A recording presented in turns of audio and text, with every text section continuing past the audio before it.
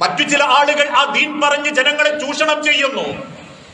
എന്നിട്ട് ജനങ്ങളോട് പരലോകത്തെ പറഞ്ഞ് പേടിപ്പിച്ച് ദുനിയാവ് ആ പറയുന്നവൻ വലുതാക്കുന്നു.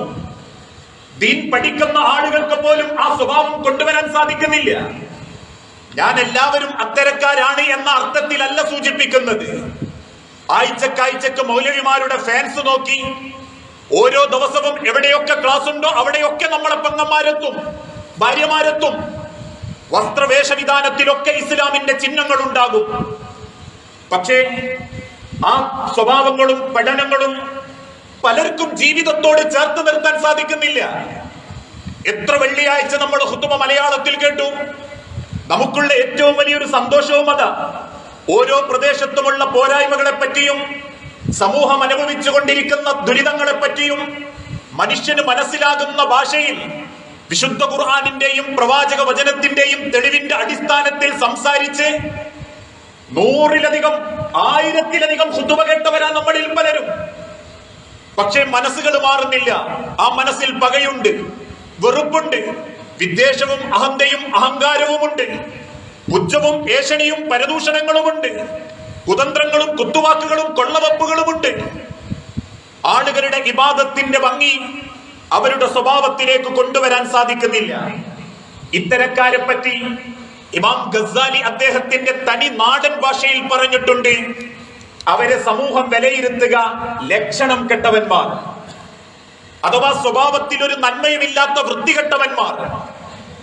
അവരുടെ ഇബാദത്തിന് അള്ളാന്റെ അടുത്ത് പ്രത്യേകിച്ച് വിലയുണ്ടാവില്ല. സ്വഭാവം നന്നാക്കാത്തവന്റെ നമസ്കാരം കൊണ്ടോ സ്വഭാവം അവന്റെ ഇബാദത്ത് കൊണ്ടോ അള്ളാന്റെ അടുത്ത് പ്രത്യേകിച്ച് ഒരു നേട്ടവും അവനുണ്ടാകൂല. എന്നിട്ട് ഇമാം ഗസാലി അദ്ദേഹത്തിന്റെ ജീവിതത്തിലുണ്ടായ ഇത്തരക്കാരുടെ ചില അടയാളങ്ങൾ സൂചിപ്പിക്കുന്നുണ്ട്. അങ്ങനെയുള്ള ആളുകളുടെ ഒന്നാമത്തെ ലക്ഷണം, എല്ലാറ്റിലും കുറ്റം കണ്ടുപിടിക്കും. ഏത് വിഷയത്തിലും അയാൾ കുറ്റം കണ്ടുപിടിക്കും. നന്മയാണെന്ന് ഭൂരിപക്ഷം അംഗീകരിച്ചാലും ആ കുറ്റത്തിന്റെ ഭാഗത്ത് മാത്രം അയാൾ ചെന്നു നിൽക്കും. വ്രണപ്പെട്ട മുറിവുള്ള സ്ഥലത്ത് ഈച്ച ചെന്നിരിക്കുന്നത് പോലെ നന്മകളിൽ കുറ്റം കാണാൻ അവര് മുൻപന്തിയിലുണ്ടാകും. പരദൂഷണം പറയും. കിട്ടുന്ന നേരത്ത് മറ്റുള്ളവന്റെ കുറ്റങ്ങളും കുറവുകളും ചകഞ്ഞിടും. ഒരുപക്ഷെ ആ വ്യക്തി അയാൾ കണ്ടിട്ടുണ്ടാവില്ല, എന്നാലും അയാളുടെ പച്ചയിറച്ചി തിന്നുന്നതിൽ യാതൊരു മടിയും കാണിക്കില്ല. എവിടെയോ കിടക്കുന്ന രാഷ്ട്രീയക്കാരന്റെ പച്ചയിറച്ചി തിന്നുന്ന നമ്മളെ ഡൈനിങ് ഹാളുകളുണ്ട്. സൗഹൃദങ്ങളുമായി കൂടിയിരിക്കുന്ന ബീച്ചിന്റെ അതിർവരമ്പുകളുണ്ട്.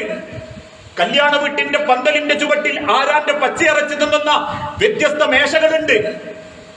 ഏഷണിയും പരദൂഷണവും അവരുടെ ജീവിതത്തിൽ അവരത് ഒരു അലങ്കാരമായി കൊണ്ടു നടക്കും. കുത്തുവാക്കുകൾ പറയും, ചാരപ്പണി നടത്തും, സ്വന്തം വലുപ്പത്തരം ഇടക്കിടക്ക് സ്വയം പ്രയോഗിക്കും.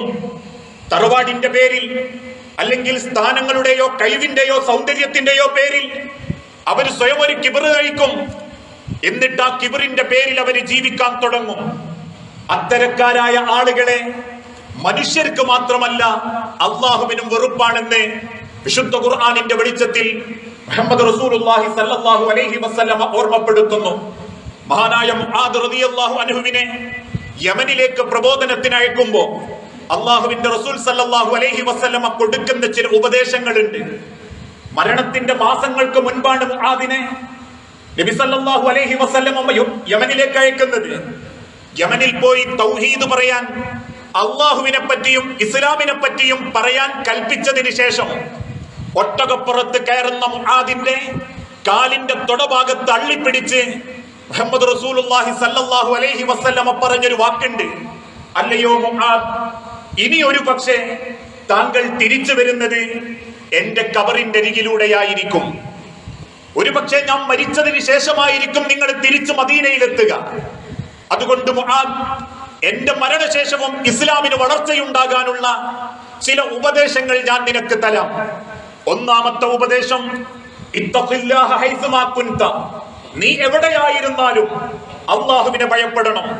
നീ കച്ചവടത്തിലാണോ, നീ കുടുംബത്തിലാണോ, ആരുമില്ലാത്ത രഹസ്യമായ സമയത്തും സന്ദർഭത്തിലുമാണോ, നീ അള്ളാഹുവിനെ ഭയപ്പെടണം. ജനങ്ങളോട് സംസാരിക്കുമ്പോ, അവരും കൂടെ ഒരു വിഷയത്തിൽ ഇടപെടുമ്പോ, ഏത് രംഗത്തും നീ ഇടപെടുന്നുണ്ടെങ്കിൽ അവിടെയൊക്കെ നീ അള്ളാഹുവിനെ ഭയപ്പെടണം. ഇനി അഥവാ നിനക്കൊരു അബദ്ധം പറ്റിപ്പോയെന്ന് കരുതുക, ആ അബദ്ധത്തിൽ കടിച്ചു തൂങ്ങി നിൽക്കരുത്. നിനക്കത് തെറ്റാണെന്ന് ബോധ്യപ്പെട്ടു കഴിഞ്ഞാൽ ആ അബദ്ധം അള്ളാന്റെ അടുത്ത് പുറത്തു കിട്ടാൻ നീ നന്മകൾ അധികരിപ്പിക്കണം. അല്ലാതെ ചെയ്തു പോയ അബദ്ധത്തിന്റെ പേരിൽ ആരാ അത് ചെയ്യാത്തത്, ആരാ പതുന്നൊക്കെ മാറി നടക്കല്, ഇതൊക്കെ ഇപ്പോഴത്തെ കാലഘട്ടത്തിൽ ചെയ്യാതെ ജീവിക്കാൻ പറ്റുമോ എന്ന് ചോദിച്ചു നിൽക്കരുത്. അത് തെറ്റാണെന്ന് ബോധ്യപ്പെട്ടാൽ ആദമിന്റെ മക്കൾക്ക് തെറ്റ് പറ്റും. അവര് പല തെറ്റിലേക്കും പോയെന്ന് വരും. നൈമിഷികമായ ചില പ്രേരണകളിൽ അവരാ അബദ്ധത്തിൽ ചെന്ന് ചാടും എന്ന് കരുതി ആ അബദ്ധം ചെയ്തവർ അതിൽ ഉറച്ചു നിൽക്കാൻ പാടില്ല. അതിന്റെ പേരിൽ നീ അവരെ കുറ്റപ്പെടുത്താനും പാടില്ല. അവരോട് പറയണം ആ തെറ്റ് തിരുത്താനും, എന്നിട്ട് ആ തെറ്റിന്റെ പേരിൽ സംഭവിച്ചു പോയ പാപങ്ങൾ പുറത്തു കിട്ടാൻ നല്ല നല്ല കാര്യങ്ങൾ ചെയ്യാനും നീ കൽപ്പിക്കണം. എന്നിട്ട് അല്ലാഹുവിന്റെ റസൂൽ സല്ലല്ലാഹു അലൈഹി വസല്ലമ ഓർമ്മപ്പെടുത്തി, വഖാലിഖുൻ നാസ ബിഖുലിഖിൻ ഹസന, നീ ജനങ്ങളോട് നിന്റെ ഏറ്റവും നല്ല സ്വഭാവം കാണിക്കണം, ഏറ്റവും നല്ല സൽസ്വഭാവത്തിന്റെ ഉടമയാകണം. കാരണം നിന്നെ നോക്കിയിട്ടാണ് അവർ ഇസ്ലാമിനെ വിലയിരുത്തുക. നീ മുസ്ലിമാണെന്ന് അവർക്ക് ബോധ്യപ്പെടണമെങ്കിൽ നിന്റെ സ്വഭാവം നന്നാവണം. ആകാശത്തുള്ള റബ്ബിനെ പറ്റി നീ പരിചയപ്പെടുത്തുമ്പോ ആ റബ്ബ് കാണുന്നു എന്ന കോലത്തിൽ ജീവിക്കാത്തവനാണ് നീയെങ്കിൽ പിന്നെ നീ പറയുന്ന വഴകൊണ്ടും പ്രഭാഷണം കൊണ്ടും പ്രത്യേകിച്ച് നേട്ടമുണ്ടാവൂല മുആദ്. നീ ജനങ്ങളോട് കാണിക്കുന്ന സ്വഭാവമാണ് എന്റെ മതം ജനങ്ങൾ സ്വീകരിക്കാനുള്ള, അവർക്ക് താല്പര്യം തോന്നാനുള്ള ഏറ്റവും വലിയ മാതൃക എന്ന് നബി സല്ലല്ലാഹു അലൈഹി വസല്ലമ ഓർമ്മപ്പെടുത്തുന്നു. മഹാനായ അന്ത്യപ്രവാചകൻ മുഹമ്മദ് റസൂലുള്ളാഹി സല്ലല്ലാഹു അലൈഹി വസല്ലമയെ തൊട്ടുപോലും അല്ലാഹു ഓർമ്മപ്പെടുത്തിയത്. തിരുമേനിയോട് തിരുദൂതൻ അല്ലാഹു തആല ഓർമ്മപ്പെടുത്തുന്നു, വലൗ കുൻത ഫളൻ വലീലൽ ഖൽബി, അല്ലാഹുവിന്റെ പ്രവാചകരെ, താങ്കളെങ്ങാനും ഒരു പരുഷ സ്വഭാവിയും ജനങ്ങളെ വെറുപ്പിക്കുന്ന സ്വഭാവത്തിന്റെ ഉടമ, അല്ലെങ്കിൽ ഒരു ദുഷിച്ച മനസ്സിന്റെ ഉടമയും കടുത്ത മനസ്സിന്റെ ഉടമയുമായിരുന്നു താങ്കളെങ്കിൽ, ലൻ ഫളൂ മിൻ ഹൗലിക, ഒരാൾ പോലും എന്റെ കൂടെ നിൽക്കൂല, ഒരു വ്യക്തി പോലും താങ്കളുടെ ചുറ്റും ഉണ്ടാവൂല. അതുകൊണ്ട് തിരുദൂതരെ, പരുഷ സ്വഭാവവും മോശപ്പെട്ട കൽബും ആ മനസ്സ് നിങ്ങൾക്കുണ്ടാകാൻ പാടില്ല. ഇന്നത്തെ സാഹചര്യത്തിൽ നമ്മളൊക്കെ ഒരുപാട് ചിന്തിക്കേണ്ട വിഷയമായത്. നമ്മുടെ നമസ്കാരം ഭംഗിയ, നോമ്പ് പലർക്കും ഭംഗിയ, കൊടുക്കാനുള്ള വിഷയത്തിലും നമ്മൾ മുൻപന്തിയില്ല. പക്ഷേ ഈ പറയപ്പെട്ട പല മോശം സ്വഭാവങ്ങളും നമ്മളിൽ പലർക്കുമുണ്ട്. പെട്ടെന്നുള്ള ദേഷ്യം, വാത്തുറന്നുള്ള ദേഷ്യപ്പെട്ട സംസാരം, ആളുകളോട് ഇടപെടുമ്പോഴുള്ള വലുപ്പച്ചെറുപ്പത്തിന്റെ അളവ്, ആളും തരവും പണവും നോക്കിയുള്ള ബന്ധം സ്ഥാപിക്കലുകള്, ഇതൊക്കെ ചിലരുടെ ജീവിതത്തിലുണ്ട്. അവരിടപെടുന്ന സാമ്പത്തിക രംഗത്തുണ്ട്. ഓനൊക്കെ വലിയ മുസ്ലിമാണോലെ, അങ്ങനെയൊക്കെ ചെയ്യാൻ പാടുണ്ടോ? ഒരു കച്ചവടാകുമ്പോ അതിനൊരു നേരും നെറിയൊക്കെ വേണ്ടേ? അല്ലെങ്കിൽ അങ്ങനത്തെ ചില വിഷയത്തിലൊക്കെ ഇടപെടുമ്പോ ആ സ്വഭാവം ഓൻ കാണിക്കണ്ടേ? കുറെ നിസ്കാരം നടത്തിയിട്ട് കാര്യമുണ്ടോ? ഒരുപാട് ദിവസം സുന്നത്ത് നോമ്പ് വെച്ചുകൊണ്ട് കാര്യമുണ്ടോ? അവന്റെ സ്വഭാവം നന്നാവണ്ടേ എന്നൊക്കെ ചിലരെ പറ്റി പറയുമ്പോ അള്ളാഹുവിന്റെ റസൂൽ സല്ലല്ലാഹു അലൈഹി വസല്ലമ സഹാബത്തിനെ പഠിപ്പിച്ചു, സ്വർഗപ്രവേശനത്തിന്റെ മാനദണ്ഡം രണ്ട് കാര്യങ്ങളാണ്. ഒന്ന് തഖ്വ, അത് ഹൃദയത്തിൽ ഉണ്ടാകേണ്ടതാണ്. രണ്ട് ഖുലുഖിൽ ഹുസ്ന, സൽസ്വഭാവത്തിന്റെ ഉടമയാവുക എന്നുള്ളതാണ്. കാരണം നല്ലൊരു സ്വഭാവം അതൊരു പുണ്യമായി രേഖപ്പെടുത്തും. എനിക്ക് സൽസ്വഭാവം ഉണ്ടെങ്കിൽ ഓരോ മിനിറ്റും ഞാൻ അള്ളാഹുവിന്റെ പുണ്യത്തിൽ എഴുതപ്പെടും. എന്റെ ആ സ്വഭാവം എന്നിലുള്ള കാലത്തോളം നബി സല്ലല്ലാഹു അലൈഹി വസല്ലമ ഓർമ്മപ്പെടുത്തി, അനിൽ ബിർറ്, എന്താണ് പുണ്യം? അൽ ബിർറു ഹുസ്നുൽ ഖുൽഖി, പുണ്യം എന്നാൽ അത് സൽസ്വഭാവം പ്രകടിപ്പിക്കുക എന്നുള്ളതാണ്. നമ്മൾ ഇടപെടുന്ന ഏത് രംഗത്തും. പക്ഷെ ഇന്ന് ചിലരുണ്ട്, അവനവന് താല്പര്യമുള്ള വ്യക്തിയോട് നല്ല സ്വഭാവം കാണിക്കും. നമുക്ക് ഭരിക്കാൻ പറ്റുന്നവരും ദേഷ്യപ്പെടാൻ പറ്റുന്നവരുമാണെങ്കിൽ അവരോട് ആ സ്വഭാവം കാണിക്കും. അത്യാവശ്യം ഞാൻ ഇഷ്ടപ്പെടുന്ന തറവാട്ടുകാരനാണോ, നല്ല ലോക്യവും നല്ല ഇടപെടലുമായിരിക്കും. എന്നാൽ എനിക്ക് ഭരിക്കാൻ പറ്റുന്ന കഴിവില്ലാത്തവനാണോ, ചിലരുടെ സ്വഭാവം പെട്ടെന്ന് മാറും. നാട്ടിൽ കസ്റ്റമറോട് നല്ല സ്വഭാവം, വീട്ടിലെത്തിയ പെണ്ണുങ്ങളോട് ചാടിക്കടിക്കുന്ന സ്വഭാവം, ഇങ്ങനെ പല സ്വഭാവ വൈകൃതങ്ങളും നമ്മളിലുണ്ടെങ്കിൽ ആ സ്വഭാവമുള്ളവർക്ക് ഒരിക്കലും അള്ളാന്റെ അടുത്തൊരു നല്ല വിശ്വാസിയാവാൻ സാധിക്കില്ല. മറിച്ച് ജനങ്ങൾ നിങ്ങളെ അകറ്റുകയേയുള്ളൂ എന്ന് നബി സല്ലല്ലാഹു അലൈഹി വസല്ലമ ഓർമ്മപ്പെടുത്തുന്നു. അഹങ്കാരമോ അഹന്തയോ ഒരു വിശ്വാസിയുടെ ജീവിതത്തിലും ഉണ്ടാകാൻ പാടില്ല. ഇന്നൊന്ന് ചിരിക്കാൻ പോലും ചിലർക്ക് മടിയ. ഈ ദുനിയാവിന്റെ മുകളിൽ ആരോടോ വാശിയും വീറും ദേഷ്യവും മുഖത്തുകൊണ്ട് നടക്കുന്നവരുണ്ട്. ഒന്നും മനസ്സറിഞ്ഞ് ചിരിച്ചാ തീരാവുന്ന പല വിഷയങ്ങൾക്കും ആ മുഖത്തുള്ള മാംസപേശികളൊന്ന് വിടർത്താൻ പോലും മനസ്സിന്റെ കുശുമ്പ് സമ്മതിക്കാത്തവർ, അതിന്റെ പേരിൽ അതിന്റെ പകയും വെറുപ്പും മനസ്സ് കൊണ്ടെടുക്കുന്നവർ. മഹാനായ റസൂലുള്ളാഹി സ്വല്ലല്ലാഹു അലൈഹി വസല്ലം പഠിപ്പിച്ചു, പുഞ്ചിരി സ്വതക്കയാ. ഒരാൾക്ക് കൊടുക്കാൻ പറ്റുന്ന വിലമതിക്കാനാത്ത ദാനമാണത്. അയാൾ ഒരുപാട് സങ്കടത്തിലായിരിക്കും, നിങ്ങളെ ഒരു ചിരി അയാളുടെ ഹൃദയത്തിനൊരു ആശ്വാസം ഉണ്ടാക്കും. ഒരുപക്ഷെ അയാൾ ഒരുപാട് ദുരിതത്തിലാണെങ്കിൽ നിങ്ങളുടെ ആ ഒരു ചേർത്ത് പിടിക്കലുകൾ, ഒരു നല്ല സംസാരം അയാളെ മനസ്സിന് വല്ലാത്ത ആശ്വാസം നൽകും.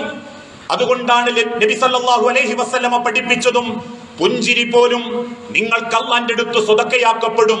ഇത് ദീന് കൂടിപ്പോയവർക്ക് ചിലർക്ക് ചിരിക്കാനൊക്കെ മടിയുള്ള ഒരു കാലഘട്ടമാ. ആരോടും മിണ്ടാതെ മുഖത്ത് ഗൗരവം ബാധിച്ച് അള്ളാഹുവിന്റെ ചിഹ്നങ്ങൾ ഇല്ലാത്തവരോട് ഉള്ളിൽ വെറുപ്പ് മുഖത്ത് പ്രകടിപ്പിച്ച് പരസ്പരം മുസ്ലിമീങ്ങൾ പോലും ഒന്ന് ചിരിക്കാൻ മടി കാണിക്കുന്ന കാലഘട്ടം. ചിരിച്ചാൽ ഒരു കുറവും വരില്ലെന്ന് ബോധ്യമുണ്ടായിട്ടും അതിനു പോലും ഒരു കുറവ് വരുത്തുന്നവർ, അത്തരക്കാരായ ആളുകളോട് ഒരൊറ്റ ആയത്തിലൂടെ അല്ലാഹു തആല മനുഷ്യന്റെ സ്വഭാവത്തെ അളന്ന് തിട്ടപ്പെടുത്തി പറയുന്നുണ്ട്. ചിന്തിച്ചു നോക്കൂ, അള്ളാഹുവിന്റെ 114 സൂറത്തുകളിലായി 6000-ൽ പരം വരുന്ന ആയത്തുകളുണ്ട് വിശുദ്ധ ഖുർആനിൽ. ആ വിശുദ്ധ ഖുർആനിൽ 28 സ്ഥലങ്ങളിൽ മാത്രമാണ് അള്ളാഹു ഇബാദത്തിനെ പറ്റി ഓർമ്മപ്പെടുത്തുന്നത്. ബാക്കി മുഴുവൻ സ്ഥലത്തും അള്ളാഹ് ഓർമ്മപ്പെടുത്തുന്നത് മനുഷ്യന്റെ സ്വഭാവത്തെ പറ്റിയാണ്. ആ സ്വഭാവങ്ങളിൽ ഉണ്ടാകേണ്ട മാറ്റങ്ങളെ പറ്റിയാണ്, ഇടപെടലുകളിൽ ഉണ്ടാകേണ്ട സത്യസന്ധതയെ പറ്റിയാണ്, കുടുംബത്തിൽ കാണിക്കേണ്ട സ്വഭാവ നന്മയെ കുറിച്ച അള്ളാഹുവിന്റെ തിരുദൂതന് വിശുദ്ധ ഖുർആനിലൂടെ ആ കാര്യം പഠിപ്പിച്ചു. വലാ തുസഇർ ഹദ്ദക ലിന്നാസ്, നീ ജനങ്ങളോട് മുഖം ചുളിച്ച് സംസാരിക്കരുത്. പണ്ഡിതന്മാർ അതിന് വിശദീകരണം കൊടുത്തു. മുഖം ചുളിച്ച് സംസാരിക്കുക എന്നുള്ളത് രണ്ടർത്ഥത്തിലാണ്. ഒന്ന്, ചിലരോട് മിണ്ടാൻ വലിയ താല്പര്യമല്ല, നമ്മളെ സ്റ്റാറ്റസിന് പറ്റിയോനല്ല, അതുകൊണ്ട് ആളും തരവും നോക്കി നിങ്ങൾ സംസാരിക്കാൻ മെനക്കെടരുത്.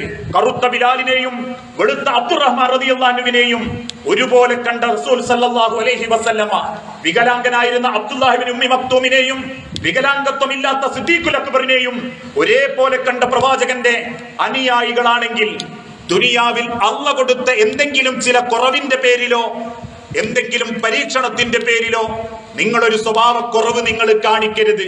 പലരും അത് പല സ്ഥലത്ത് വെച്ചും കാണിക്കുന്നുണ്ട്.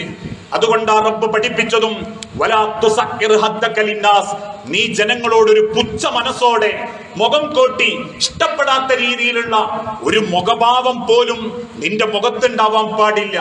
ആ മുഖഭാവത്ത് നീ ഒന്ന് വിടർത്തിയാൽ ഒരു പുഞ്ചിരി വരുമെങ്കിൽ നിനക്കൊന്നും കൊടുക്കാൻ പറ്റിയിട്ടില്ലെങ്കിലും അത് നീ കൊടുത്ത കോടികളുടെ ദാനമായി അല്ലാഹ് നിനക്കായി രേഖപ്പെടുത്തും. എന്നിട്ട് അല്ലാഹു തആല ഓർമ്മപ്പെടുത്തുന്നു, ഇനി അതല്ല, ഈ ഭൂമിക്ക് മുകളിൽ ആ അഹങ്കാരത്തോടെയാണ് നീ നടക്കുന്നതെങ്കിൽ അല്ലാഹ് നിന്നെ വെല്ലുവിളിക്കുന്നു. വലാ തംശി ഫിൽ അർളി മറഹാ, നീ നിന്നെ പറ്റി ചിന്തിച്ചാൽ ഒരു നിമിഷം പോലും അല്ലാഹുവിന്റെ ഭൂമിക്ക് മേലെ നെഞ്ചും വിരിച്ച് നടക്കാൻ നിന്നെ കൊണ്ട് പറ്റില്ല. അഹങ്കാരത്തോടെ നടക്കാൻ നിനക്ക് പറ്റില്ല. എന്താ കാരണം എന്നറിയോ? ആ പറമ്പാണ് നിന്റെ അഹങ്കാരമെങ്കിൽ, കെട്ടി നിർമ്മിക്കപ്പെട്ട കൊട്ടാരങ്ങളാണ് നിന്റെ അഹങ്കാരമെങ്കിൽ, മാസത്തിൽ ലക്ഷങ്ങൾ വാടക കിട്ടുന്ന ബിൽഡിംഗ് ആണ് നിന്റെ അഹങ്കാരമെങ്കിൽ, വിറ്റുവരവിന്റെ കോടികളാണ് നിന്റെ അഹങ്കാരമെങ്കിൽ അല്ലാഹ് നിന്നെ വെല്ലുവിളിക്കുന്നു. ഇന്നകലൻ തഹരിക്കൽ അർള, അല്ലാഹുവിന്റെ ഭൂമിയെ നീ ഒന്ന് ചെറുതായിട്ട് പടർത്തണം. അല്ലാഹ് പടർത്തിയതുപോലെ ആ ഭൂമിയിൽ ഒരു മാങ്ങയുടെ അണ്ടി കുഴിച്ചിടുമ്പോ ദിവസങ്ങൾക്കുള്ളിൽ ആ മാങ്ങ അണ്ടിയുടെ അരികിൽ നിന്നും ഒരു ചെറിയ നേർത്ത തണ്ട് മുകളിലേക്ക് പൊങ്ങി വരും. ഈ ഭൂമിയെ പടർത്തിക്കൊണ്ട് മുകളിലേക്ക് വരും. ആ മുളച്ചു വന്ന മാങ്ങയുടെ അണ്ടിയുടെ തണ്ട് ഒന്ന് പൊട്ടിച്ചെടുത്ത് അതേ മാങ്ങ അണ്ടിയുടെ അടുത്തേക്ക് കുത്തിത്താഴ്ത്താൻ അല്ലാഹ് നിന്നെ വെല്ലുവിളിക്കുന്നു. ഒരു പൊടിയും പൊടിഞ്ഞു പോകാതെ, ആ തണ്ടിനൊരു പോറലും ഏൽപ്പിക്കാതെ ഭൂമി പടർത്തി ആ മാങ്ങ അണ്ടിയിലേക്ക് ഇറക്കാൻ നിന്നെ കൊണ്ട് പറ്റോ? അത് എന്റെ പറമ്പ് 10 ഏക്കർ എടുത്തോ, അല്ലെങ്കിൽ ഈ എന്റെ ബിൽഡിങ്ങിന്റെ മുഴുവൻ സമ്പത്തും എടുത്തോ? അല്ലാഹ് വെല്ലുവിളിക്കുന്നു. അല്ലാഹുവിന്റെ ദുനിയാവൊന്ന് പടർത്തി ആ ഭൂമിക്കുള്ളിൽ നിന്നും എന്തെങ്കിലും പുറത്തേക്ക് കൊണ്ടുവരാൻ എന്നെ കൊണ്ട് പറ്റൂലല്ലോ. ഇന്നകലൻ തഹരിക്കൽ അർള, ആ ഭൂമി പടർത്താൻ എന്നെ കൊണ്ട് പറ്റൂലല്ലോ. ഇനി അതല്ല, നാട്ടുകാരെ കാണിക്കാൻ ഞാൻ എന്തോ സംഭവ എന്ന അഹങ്കാരത്തിന്റെ നെഞ്ചുവിരിക്കലും തല പൊന്തിക്കലുമാണ് നിന്റെ അഹങ്കാരമെങ്കിൽ അല്ലാഹ് നിന്നെ വെല്ലുവിളിക്കുന്നു. വലൻ തബ്ലുഗൽ ജിബാല തൂല. അള്ളാന്റെ മലയുണ്ടവിടെ, റബ്ബിന്റെ പർവ്വതങ്ങളുണ്ടവിടെ. ഭൂമി കാണിയായി സൃഷ്ടിച്ച അള്ളാഹുവിന്റെ മലകൾ, ആ പർവ്വതങ്ങൾക്കനുസരിച്ച് എനക്കൊന്ന് തലപൊന്തിക്കാൻ പറ്റുമോ, ഒന്ന് നെഞ്ചുവിരിക്കാൻ പറ്റുമോ? എത്ര രസകരമായിട്ടാ നമ്മളെ നിസാരത, സ്വഭാവത്തിൽ ഒരിക്കലും വരാൻ പാടില്ലാത്ത ഒരടയാളത്തെ പറ്റി അള്ളാഹു തആല പഠിപ്പിക്കുന്നത്. അതുകൊണ്ടാണ് വിശുദ്ധ ഖുർആനിന്റെ വെളിച്ചത്തിൽ അള്ളാഹുവിന്റെ തിരുദൂതൻ ഓർമ്മപ്പെടുത്തിയതും, ഒരിക്കലും നിങ്ങൾ മറ്റൊരാളോട് ദുനിയാവിൽ അള്ളാഹ് നൽകിയതിന്റെയും നൽകാത്തതിന്റെയും പേരിൽ സ്വഭാവ വൈകൃതങ്ങൾ കാണിക്കരുത്. അള്ളാഹുവിന്റെ ദുനിയാവിൽ അള്ളാഹു തിരുദൂതനോട് പോലും ഓർമ്മപ്പെടുത്തിയത്, അലം നശ്റഹ്, അള്ളാഹുവിന്റെ റസൂലെ, താങ്കളെ ജനത ആദരിക്കാനുള്ള കാരണം നിങ്ങളുടെ ആ സ്വഭാവമാണ്. അതുകൊണ്ട് പ്രിയപ്പെട്ട സഹോദരി സഹോദരന്മാരോട് ഓർമ്മപ്പെടുത്താനുള്ളത്, നമസ്കാരം, നോമ്പ്, ഇതൊക്കെ ഭംഗിയാക്കുന്നത് പോലെ നമ്മുടെ സ്വഭാവത്തിൽ എന്തെങ്കിലും കുഴപ്പങ്ങൾ ഉണ്ടെങ്കിൽ അതൊന്നിരുന്ന് ആലോചിക്കണം. അത് തിരിച്ചറിഞ്ഞ് തിരുത്തൽ നടത്താൻ വേണ്ടി നമ്മൾ ശ്രമിക്കണം. മഹാനായ ഉമർ റളിയല്ലാഹു അൻഹുവിനെ അന്വേഷിച്ച് മറ്റൊരു രാജ്യമായ ഷാമിൽ നിന്നും ഒരു ശത്രു മദീനയിൽ വന്ന് ചോദിച്ചു, എവിടെ ഉമർ? ഉമർ റളിയല്ലാഹു അൻഹു അപ്പോ മദീനത്തെ പള്ളിയുടെ താഴെയുള്ള ഈത്തപ്പനയുടെ ചുവട്ടിൽ അർദ്ധനഗ്നനായി വേർപ്പിൽ കുളിച്ച് കിടക്കുകയാണ്. ഉമർ റളിയല്ലാഹു അൻഹുവിന്റെ അരികിൽ ചെന്ന് തട്ടി വിളിച്ച് ചോദിച്ചു, താങ്കളാണോ അമീറുൽ മുഅ്മിനീൻ? മക്കയും മദീനയും അടക്കം 21 രാജ്യങ്ങൾ ഏകോപിപ്പിച്ച് ഭരിക്കുന്ന കാലഘട്ടമാണത്. ഒരു രാജ്യമല്ല, 21 രാജ്യം ഏകോപിപ്പിച്ച് ഭരിക്കുന്ന ഉമർ റളിയല്ലാഹു അൻഹുവിനെ തട്ടി വിളിച്ചിട്ട് അദ്ദേഹം ചോദിച്ചു, നിങ്ങളാണോ ആ ഉമർ? താങ്കളുടെ കൊട്ടാരം എവിടെ? താങ്കളുടെ വീട് എവിടെ? അത്ഭുതത്തോടെ ആ മനുഷ്യൻ ചോദിക്കുമ്പോ ഉമർ റളിയല്ലാഹു അൻഹു പുഞ്ചിരിയോടെ പറഞ്ഞു, എന്റെ കുടിലാണ് കാണുന്നത്. എന്റെ കിടത്തം പലപ്പോഴും പകല് ഈ മരത്തിന്റെ ചുവട്ടിലാണ്. അദ്ദേഹം അത്ഭുതത്തോട് ചോദിച്ച, ഉമർ, താങ്കളുടെ രാജ്യത്തിന്റെ 1% പോലും ഇല്ലാത്ത എന്റെ രാജ്യത്തെ ഭരണാധികാരികൾ സപ്രപഞ്ച കട്ടിലിൽ കൊട്ടാരങ്ങൾ ഉണ്ടാക്കി ജീവിക്കുമ്പോ താങ്കൾക്ക് എങ്ങനെ പറ്റുന്നു ഉമർ ഇത്ര നിർഭയത്വത്തോടെ കിടക്കാൻ? ഉമർ റളിയല്ലാഹു അൻഹു പുഞ്ചിരിയോടെ പറഞ്ഞു, ഞാൻ ഒരാളുടേതും അപഹരിച്ചിട്ടില്ല, ഞാൻ ഒരാളോടും വേർതിരിവ് കാണിച്ചിട്ടില്ല, ഒരാളോടും മുഖം കറുത്ത് സംസാരിച്ചിട്ടില്ല, അള്ളാഹുവിന്റെ ദീനിനു വേണ്ടിയല്ലാതെ. അതുകൊണ്ട് തന്നെ എനിക്കുറപ്പാ, എന്റെ സ്വഭാവത്തിന്റെ പേരിൽ ഒരാളും എന്റെ നേരെ വാളോങ്ങില്ല, എന്നെ ഹനിക്കില്ല, എന്നെ കൊല്ലില്ല. എന്റെ സ്വഭാവത്തിന്റെ പേരിൽ ഒരാളും എനിക്കെതിരെ തിരിയില്ല. അതാണ് മനുഷ്യരെ ഏറ്റവും വലിയ സമ്പാദ്യം. മരിക്കാൻ നേരത്ത് മക്കളെ കെട്ടിച്ചു, കൊട്ടാരുണ്ടാക്കി, പൊരണ്ടാക്കി, വണ്ടി വാങ്ങി എന്നതല്ല സന്തോഷം. നിന്നെ കൊണ്ടൊരാക്കുന്റെ സ്വഭാവത്തിൽ ഒരു കുറവില്ല, ഒരു പ്രയാസം ഞാൻ വരുത്തിയിട്ടില്ല എന്ന് പറയുന്ന ഒരു മനസ്സുണ്ടല്ലോ, ആ മനസ്സാ ഏറ്റവും വലിയ സമ്പാദ്യം. ആ സ്വഭാവ നന്മക്ക് വേണ്ടി നമ്മൾ പരിശ്രമിക്കണം, നേടാൻ വേണ്ടി പണിയെടുക്കണം. അത്തരത്തിലുള്ള സൽസ്വഭാവികളായി മാറാൻ അള്ളാഹു നമുക്ക് ഓരോരുത്തർക്കും തൗഫീക്ക് നൽകുമാറാകട്ടെ.